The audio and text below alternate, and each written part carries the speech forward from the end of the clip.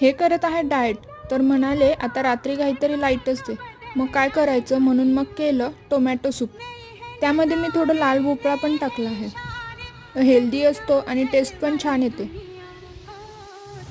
आता हे मीठ टाकून छान असं शिजवून घ्यायचं. बाकी मग सोपंच आहे. हे शिजलेलं टोमॅटो आणि भोपळा मिक्सरमध्ये घेऊन छान बारीक करून घ्यायचा. त्यामध्ये मी थोडीशी साखर टाकली आहे आणि कॉर्नफ्लॉवर देखील यामध्येच टाकते म्हणजे ते छान मिक्स होईल. आणि हे सगळं बारीक करून घ्यायचं.